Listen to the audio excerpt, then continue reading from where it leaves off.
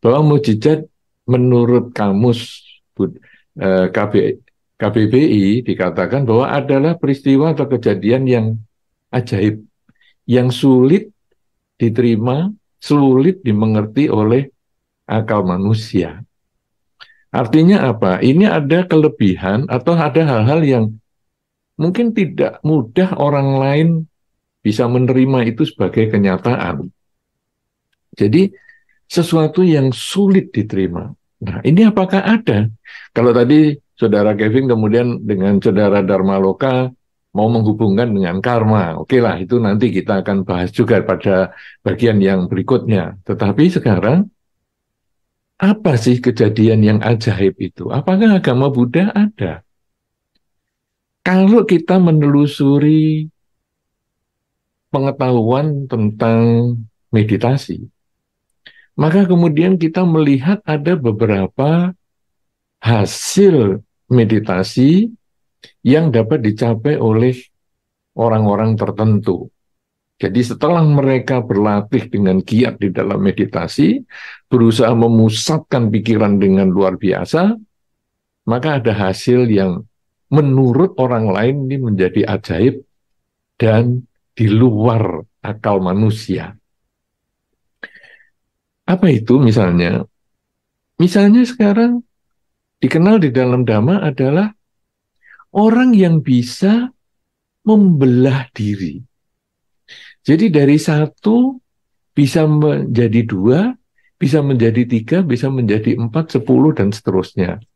Itu pernah satu ketika ada kejadian, Sang Buddha pernah diundang oleh seseorang donatur, dan kemudian donaturnya ini mensyaratkan, nanti para biku yang sudah mencapai kesucian boleh ikut bersama Sang Buddha, tapi yang belum nanti tidak usah ikut. Oke. Kemudian di wihara itu ada banyak biku yang sudah mencapai kesucian, tetapi ada satu yang belum mencapai kesucian. Nah, kemudian yang satu karena belum mencapai kesucian disuruh tinggal aja. Sudah, kamu tinggal latihan meditasi aja. Nah, kemudian Sang Buddha dengan yang lain rombongan ini berangkat untuk menerima undangan makan tersebut. Yang ditinggal di wihara latihan dengan baik dan akhirnya beliau mencapai kekuatan meditasi yang bagus dan akhirnya juga dia mencapai kesucian. Nah, Sang Buddha di perjalanan mengetahui, oh, ini biku yang tadi ditinggal di wihara sudah mencapai kesucian nih. Sana, dijemput saja. Nah, Sang Buddha memesan kepada donatur tersebut untuk meminta orang menjemput biku tersebut. Kemudian setelah sampai di wihara, donatur ini ingin bertemu dengan biku itu. Tetapi ternyata biku itu mengeluarkan kemampuan atau mukjizatnya yang di luar akal manusia menjadi banyak.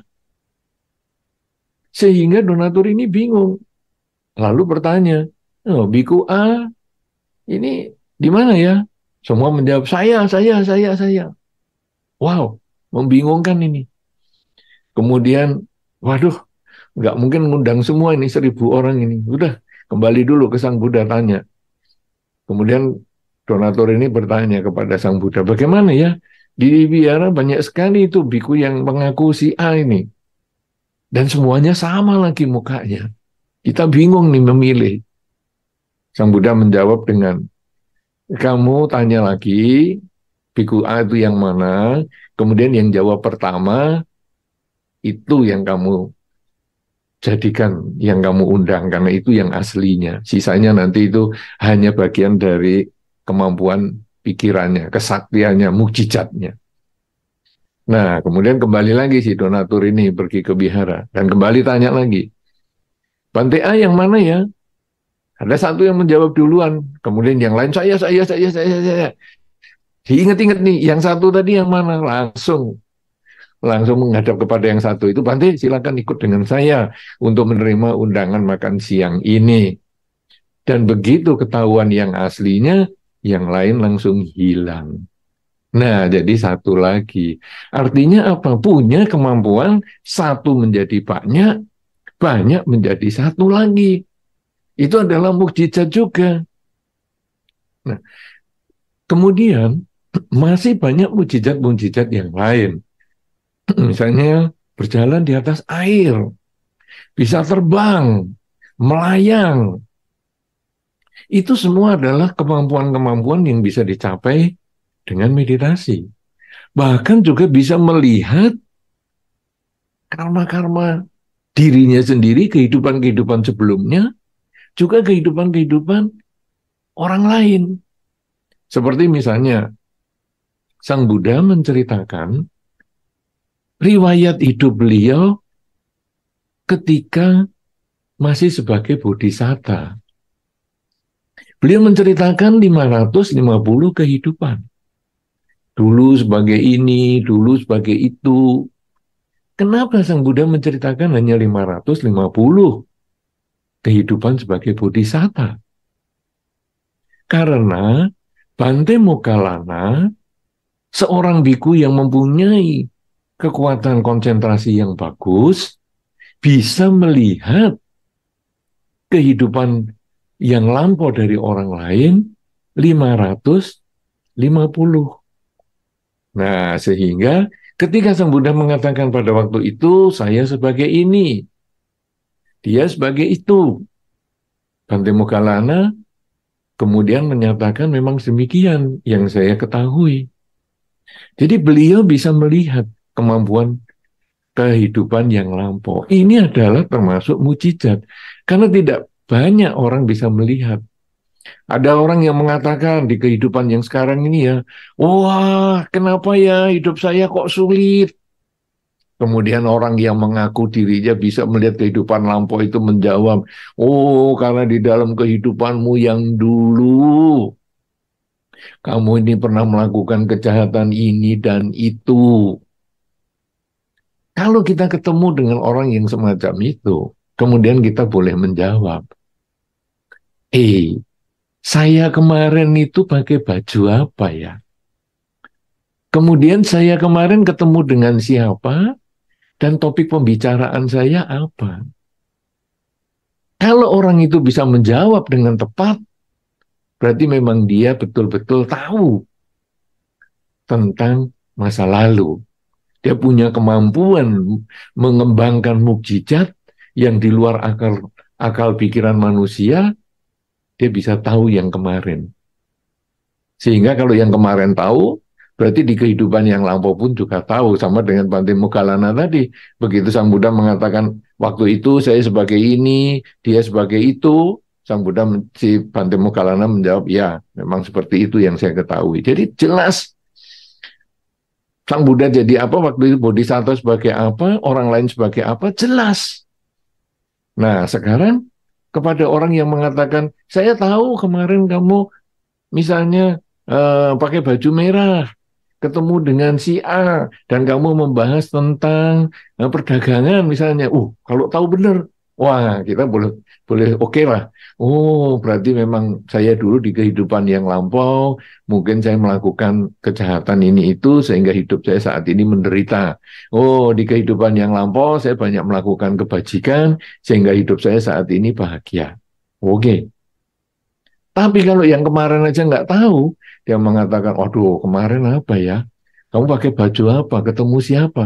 Kemarin aja nggak tahu. Bagaimana mau ngomong kehidupan yang lampau? Kalau sudah begitu kita nggak usah terlalu banyak dengerin lah orang yang semacam ini. Karena dia berarti tidak mengerti atau dia tidak memiliki mukjizat. Tidak memiliki kekuatan ajaib yang di luar akal manusia. Dia hanya seolah-olah mempunyai, padahal sebetulnya tidak. Nah, ini gampang sekali, karena hari ini sering sekali kejadian di masyarakat kita umat Buddha yang mengatakan, aduh kehidupanmu yang lampau begini, yang begitu. Tes saja, kemarin 2 minggu yang lalu saya ketemu siapa, ngobrol apa, bajunya apa. Kalau dia tahu, berarti hebat. Kalau enggak, sudah abaikan aja. Nah, itu adalah mukjizat yang ada di dalam lingkungan Dharma. Kemudian ada macam-macam mukjizatnya ya. Membaca pikiran orang. Wow, ini juga termasuk mukjizat loh. Jadi orang belum ngomong apa-apa, kita sudah tahu. Kayaknya kamu punya pikiran gini nih. Itu juga mukjizat. Itu termasuk juga kekuatan pikiran yang luar biasa. Ajaib, tapi bisa. Kemudian bisa melihat makhluk halus. Itu juga bagian dari mukjizat. Ya, biasanya kalau itu kita sering terjadi di anak-anak itu. Mungkin di keluarga Anda ada itu anak-anak yang punya kemampuan ini. Biasanya itu di balita, di bawah 5 tahun. Jadi ada bayi mungkin, kadang-kadang bayinya nangis, nangis rewel sekali, kadang-kadang sambil takut melihat satu sudut tertentu. Ada kemungkinan dia memang melihat makhluk di sana. Nah, kita sebagai orang tua, jangan mengabaikan. Tidak ada makhluk itu, tidak ada. Kita tidak melihat bukan berarti tidak ada. Kalau memang keluarga kita itu ada yang bisa melihat, ya dulu pernah kejadian itu, ada satu anak balita yang mengatakan, Mama kok punya babysitter baru, tapi tangannya kotor, banyak darah-darah. Wah, mamanya takut sekali. Karena apa? Karena mamanya nggak ngelihat. Tapi itu, mana babysitternya? Itu, di sampingnya mama. Wow, mamanya ngeri sampai nggak berani tidur sendirian. Kenapa? Karena dia mengatakan ada babysitter yang tangannya berdarah-darah. Dan itu sungguhan, anak itu juga bisa melihat. Ini babysitternya jalan ke sana, ke sini. Wih, darahnya di mana-mana. Ada. Nah, sebagai orang tua, kalau anaknya kebetulan punya kemampuan melihat makhluk lain, tidak usah berusaha ditutup, tidak usah berusaha ditolak. Bukan, tidak ada, itu bohong. Kamu jangan berpikir begitu. Lebih baik orang tua menyarankan anaknya mendoakan. Oh, nah, itu sebetulnya adalah makhluk-makhluk yang mungkin meminta bantuan doa kepada kamu. Kamu tidak usah terlalu ngomong sama orang lain, ngomong aja sama mama dan papa, sama keluarga sendiri, terus kemudian kamu mengucapkan doa. Misalnya, semoga semua makhluk bahagia, semoga semua makhluk bahagia. Supaya makhluk itu kalau didoakan, dia bisa memperoleh kebahagiaan, yaitu dia terlahir kembali di alam yang lebih baik. Nah, jadi dengan disarankan seperti itu, anak yang punya kemampuan tersebut tidak takut, tapi dia menganggap ya itu adalah pandangan yang wajar, yang dia lihat sebagaimana yang dia alami. Nah, jadi dengan cara seperti itu, kita tidak menanamkan rasa takut, kita juga tidak menanamkan rasa ketidakpercayaan kepada anak, tapi kita justru memberikan pengertian yang benar tentang adanya makhluk yang orang lain tidak bisa lihat. Karena itu adalah bagian dari mukjizat dia. Nah, sekarang ada mukjizat yang lebih penting di dalam Dhamma. Selain bisa misalnya membelah diri satu menjadi banyak, banyak menjadi satu lagi, bisa menembus tembok, bisa terbang, menembus bumi, jalan di atas air, mendengar dari alam-alam lain, mendengar jarak jauh, melihat jarak jauh, menembus misalnya penglihatan tentang makhluk halus. Ada yang lebih penting, yaitu mukjizat melenyapkan ketamaan, kebencian, dan kegelapan batin. Karena ketamaan, kebencian, dan kegelapan batin ini adalah akar perilaku manusia. Akar terjadinya kelahiran kembali. Ketika ada ketamaan, kebencian, kegelapan batin, ini sebetulnya sumbernya dari kegelapan batin ini. Yaitu batin tidak memahami, pikiran tidak mengerti bahwa hidup itu terjadi perubahan. Ada perpisahan, ada pertemuan. Berpisah dengan yang dicinta, bertemu dengan yang dibenci, itu adalah kewajaran. Karena hidup hanyalah berisi perubahan. Nah, ketidakmampuan orang melihat hidup ini tidak kekal, Maka apabila ada hal yang disenangi, dia tidak mau berpisah dengan yang disenangi. Muncullah ketamaan. Tamak ingin selalu berkumpul dengan yang dicintai. Kemudian ketika ada yang dibenci, dia tidak mau ketemu. Nah, sehingga menolak hal-hal yang dibenci. Muncullah kebencian. Penolakan pada yang dibenci, kemudian tidak mau berpisah dengan yang dicinta. Sumbernya adalah ketidaktahuan hidup yang tidak kekal.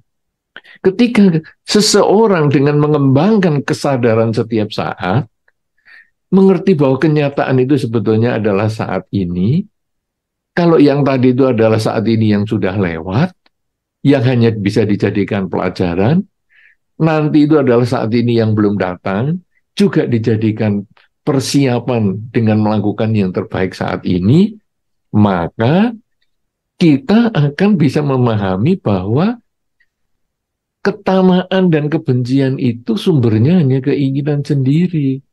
Saya menganggap mencintai atau saya menyenangi karena hal-hal itu memuaskan keinginan saya.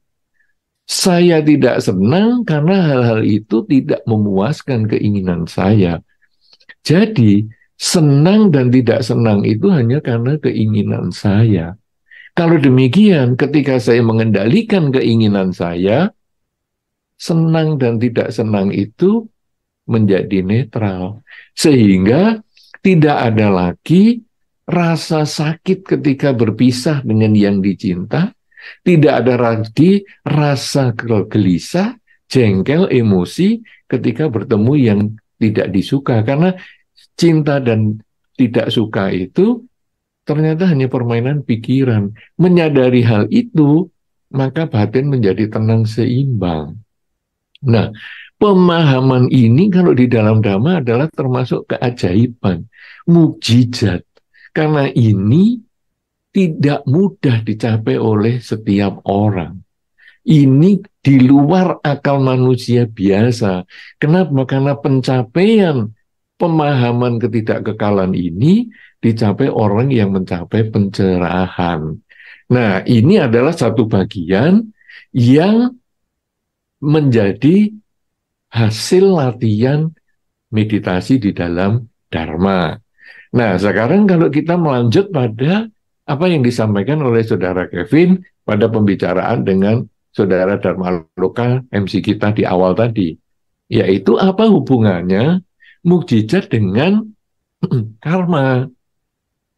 Nah, ini mukjizat yang mungkin terjadi di kehidupan sehari-hari. Misalnya, ada keluarga teman kita yang sakit.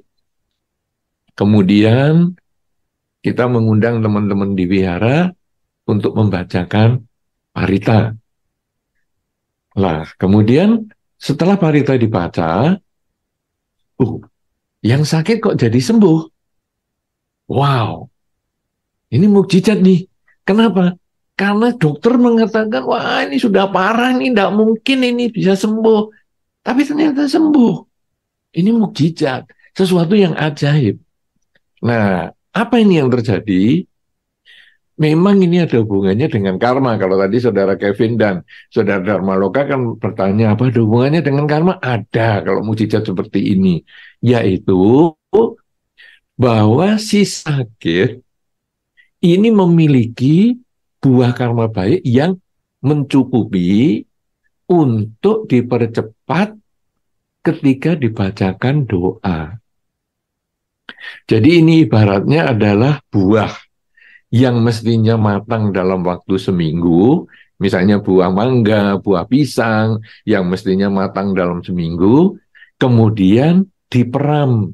Dalam bahasa Indonesianya sebetulnya itu diperam, yaitu dikondisikan supaya dia matang lebih cepat. Nah, jadi dikondisikan, misalnya mestinya seminggu di matangnya secara alamiah, tapi kini karena mau dijual besok dan lain sebagainya, maka dikondisikan, misalnya diberi penghangat, dimasukkan ke tempat yang diberi misalnya karbit kadang-kadang, kalau zaman dulu saya nggak tahu kalau sekarang ya. Nah, itu kemudian dalam 3 hari matang. Tapi buahnya itu sudah ada kondisinya. Kalau buahnya terlalu kecil, dikarbit nggak bisa. Tapi kalau buahnya memang kondisinya sudah mendukung, mestinya matang seminggu, sudah kelihatan ada sedikit merahnya, kalau mangga, maka begitu dikarbit 3 hari matang. Nah, artinya apa? Orang yang sakit itu memang punya karma baik yang sudah hampir matang. Kemudian datang pembacaan parita, teman-teman wihara membaca parita, ini seperti karbitnya.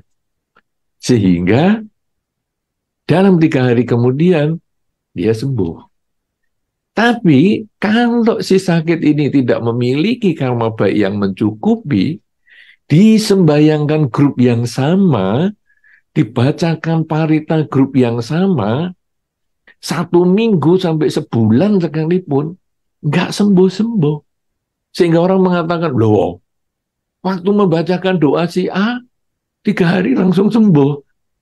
Ini kok tim wihara membacakan doa kepada si B, 1 bulan kok nggak sembuh-sembuh. Tim wiharanya sama, doa yang dibacakan sama. Tetapi kenapa si A 3 hari sembuh? Kenapa si B sebulan nggak sembuh? Karena dukungan karma yang akan berbuah tidak sama. Si A karmanya sudah mau matang, dipercepat. Si B karma baiknya masih jauh, sehingga dia harus menambah kebajikan lagi dengan pikiran, dengan ucapan, dengan perilaku. Dia banyak berbuat baik. Dengan ketiga hal itu, baru nanti satu ketika, kalau didoakan, akan sembuh dan muncullah mukjizat. Nah, kemudian mukjizat yang lain adalah misalnya saya mau beli tiket. Mungkin kalau kemarin apa ya tiket musik ya mungkin kalau di Jakarta yang heboh apa ya Coldplay misalnya ya mau beli tiket itu wah, rame sekali misalnya tiketnya mahal misalnya wow misalnya sudah ada kalau sekarang kan ada istilahnya apa itu war apa perang untuk mendapatkan tiket itu misalnya uang antri jam segini harus klik ini. Kadang-kadang kita pas jam itu ada kesibukan tertentu atau ada error sehingga internet kita lemot. Waduh, kayaknya nggak berhasil ini saya dapat tiketnya. Ya sudahlah, nyoba lagi, nggak bisa-bisa. Tapi setelah terlambat setengah jam, saya coba lagi. Loh, dapat tiketnya. Wow, luar biasa nih, ajaib nih, mukjizat nih. Sebetulnya apa sebetulnya ini? Ini sebetulnya modalnya karma baik. Ini juga sama ya. Jadi sama dengan karma baik yang tadi buahnya belum matang itu. Jadi sekarang setelah dia nunggu misalnya 15 menit setengah jam tadi, mungkin dia juga membacakan doa parita misalnya, wah supaya saya dapat tiket misalnya. Akhirnya dapat. Kenapa? Karena timbunan karma baik yang dia miliki itu berbuah pada waktunya. Sehingga muncullah seolah-olah keajaiban. Wow, aku walaupun terlambat setengah jam, tetap dapat tiketnya.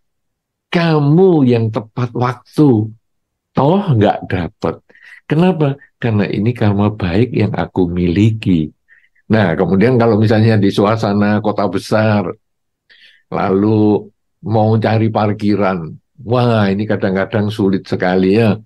Jadi kita mau parkir kita berhenti di satu pertokoan mungkin, atau satu mall misalnya, kita masuk ke area parkiran. Wah, kok penuh ya? Kok penuh? Tapi waktu kita sudah mau saatnya berhenti, ada mobil keluar. Wow, ajaib nih. Baru kita puyeng ini, waduh penuh ini kayaknya kita harus muter berapa kali ini parkiran ini supaya bisa dapat. Ternyata pas kita jalan, di depan kita ini mobilnya keluar. Mundur begini, jadi kita nunggu aja, mobilnya jalan, kita masuk ke parkiran. Waduh, pas depan pintu lift lagi. Jadi tinggal keluar mobil, masuk lift, naik, sudah ke mall yang kita tuju. Wah, enak sekali, ajaib nih, mukjizat nih.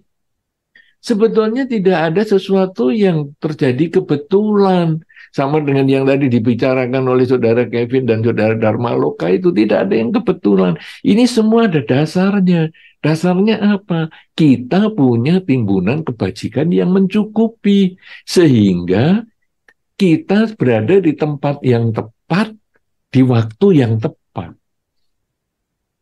Tempat yang tepat, pas kita jalan di parkiran itu, waktu yang tepat, orangnya mundur. Satu mobil mundur, kemudian keluar. Sehingga kita punya kesempatan masuk. Itu adalah timbunan kebajikan yang kita miliki. Terlambat beberapa detik saja, kita sudah lebih maju dari mobil yang keluar tadi, tempat itu akan dipakai orang lain. Tapi karena kita tepat pada waktunya detik yang sama, kita berhenti pas dia keluar. Nah, itu adalah karena kebajikan yang sering kita lakukan dengan pikiran, dengan ucapan, dan dengan perilaku. Makin sering kita melakukan kebajikan dengan pikiran, selalu mengembangkan pikiran positif. Sering mengucapkan semoga semua makhluk bahagia, semoga semua makhluk bahagia. Sering ucapkan kalimat itu.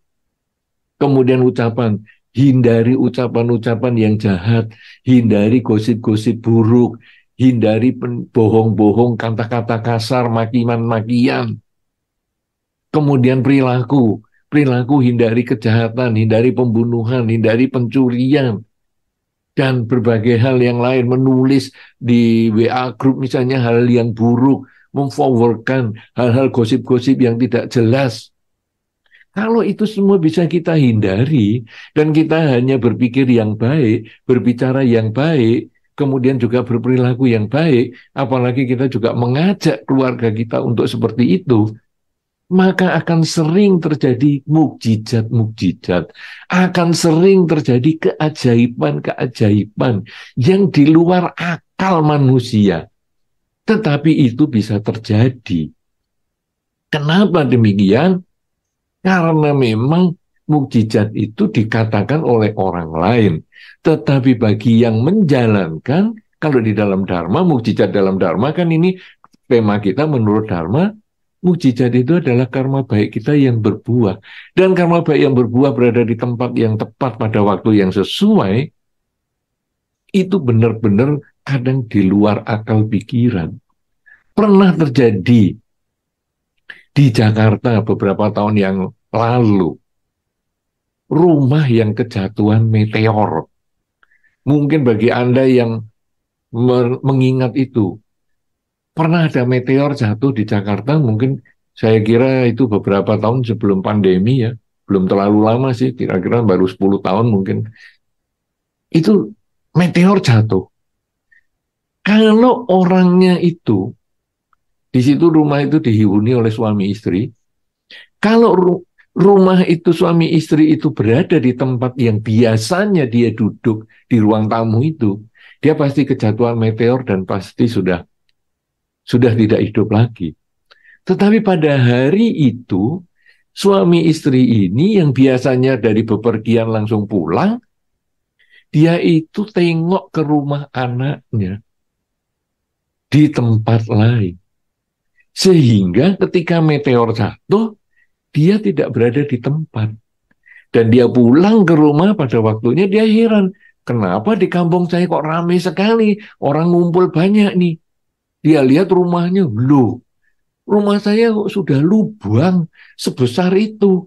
Dan ternyata kejatuhan meteor yang besar di ruang tamunya. Orang mengatakan, loh, ajaib kamu. Wah, ini mukjizat ini.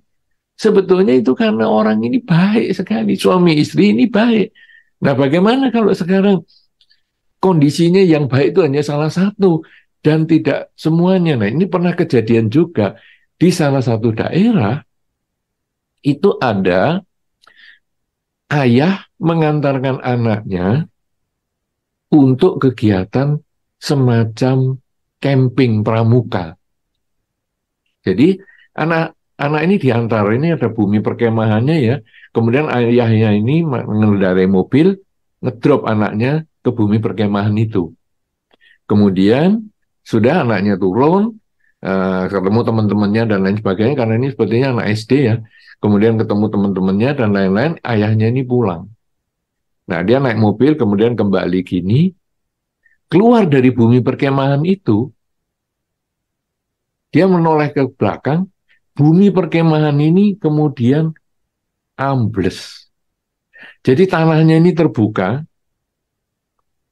seluruh bumi perkemahan itu ambles, dan tanah ini kembali tertutup. Ayahnya masih di situ. Dia melihat dengan mata kepala sendiri anaknya terkubur hidup-hidup. Tapi sampai sekarang tidak bisa digali lagi karena sudah terlalu dalam, dibuka terlalu lebar, ambles semua dan tertutup. Itu Anda juga bisa membaca beritanya semacam itu. Belum lagi yang lain. Jadi ini sebetulnya kenapa? Karena ayahnya punya karma baik yang mencukupi. Anaknya tidak punya karma baik yang sama. Sehingga anaknya menjadi korban. Ketika dia berada di tempat yang salah, di waktu yang salah, sehingga pas diantar ke situ, pas di situ ada bencana, dan dia meninggal. Ayahnya berada di tempat yang tepat, di waktu yang sesuai. Dia terlambat beberapa detik saja, dia ikut tenggelam, ikut terkubur hidup-hidup. Tapi ayah ini sudah jalan, dan dia menoleh, melihat bumi perkemahan anaknya. Dan bumi perkemahan itu terbuka dia lihat, dan tertutup kembali dia lihat. Dan dia berteriak, dia menangis. Tapi sudah terlambat. Kemudian kasus tsunami di Aceh juga sama. Ada anggota keluarga yang kebetulan pergi ke Medan. Kemudian dia hanya mendengar berita bahwa ada tsunami di Aceh. Seluruh anggota keluarganya meninggal. Yang hidup hanya satu orang yang ke Medan itu. Kenapa? Karena dia karmanya tidak sama dengan keluarga yang lain. Nah, kemudian kalau ditanya, lalu keluarga yang meninggal bersama ini apakah karmanya juga sama? Karmanya sama pada saat itu. Karena apa? Karena mereka masing-masing punya timbunan karmanya yang masing-masing juga. Kenapa? Karena perjalanan hidup tiap orang tidak sama. Punya timbunan karma baik dan karma buruknya sendiri. Kemudian dia berbuah bersamaan pada saat itu. Dan setelah meninggal, kemana mereka terlahir tergantung pada kondisi karmanya juga. Ada yang terlahir di alam bahagia karena dukungan karma baiknya. Ada yang terlahir di alam menderita karena karma buruknya sedang berbuah. Ada lagi yang terlahir di alam-alam yang lain sesuai dengan karmanya masing-masing. Nah, tetapi yang kita bicarakan di sini mukjizatnya adalah ketika orang ini bisa berada di tempat yang tepat pada waktu yang sesuai. Dan kalau kita alami, itu banyak sekali. Seperti tadi membeli tiket, kok bisa pas ya? Ada orang mau ngantri tiket untuk beli tiket pesawat, pas sampai di depan konternya, oh sudah habis. Ada juga. Ada yang pas di depan konternya, tinggal satu ini untuk Anda. Ada juga. Kenapa? Karena ini semua adalah permainan karma juga, sehingga berada di tempat yang tepat pada waktu yang sesuai. Nah, oleh karena itu, saudara-saudara, mukjizat menurut Dharma itu sebetulnya adalah karma baik yang berbuah. Jadi, karma baik yang berbuah itu kadang tidak diketahui bagaimana, tetapi hasilnya seolah-olah menjadi mukjizat. Karena sulit diterima oleh akal pikiran manusia, menjadi satu keajaiban. Tetapi kalau di dalam Dharma, karena semua itu pasti ada alasan, alasannya adalah timbunan karma baik. Nah, karena itu, kalau disesuaikan dengan apa yang disampaikan oleh Romo Tony tadi, bahwa bagaimana ya sekarang kita menyikapinya, kita sekarang sudah tahu bahwa mukjizat itu adalah karma baik yang berbuah, sehingga kita berada di waktu yang sesuai, di tempat yang cocok, dan di waktu yang sesuai. Kalau demikian bagaimana? Kita dalam hidup ini perlu menambah kebajikan dengan pikiran, dengan ucapan dan perilaku sebanyak mungkin, sehingga nanti semakin banyak mukjizat yang kita dapatkan. Kalau mukjizat yang tadi bisa satu menjadi banyak, bisa menembus gunung, ya bisa menembus bumi, bisa berjalan di atas air, mungkin kita tidak perlu sampai ke sana. Tetapi kalau kita memperbanyak kebajikan, maka paling tidak hidup kita ini memperoleh banyak kemudahan, banyak mukjizat di dalam hidup kita.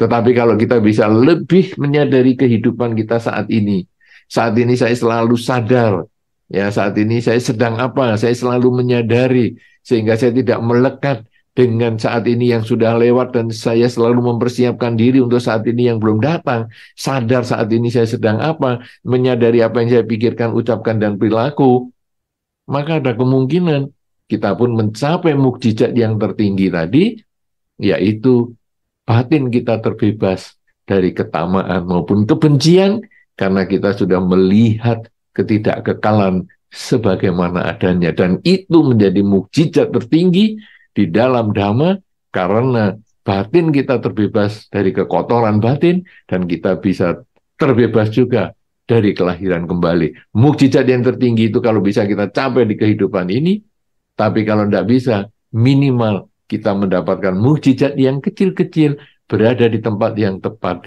di waktu yang sesuai, karena timbunan kebajikan lewat pikiran, ucapan, dan perilaku kita. Saya kira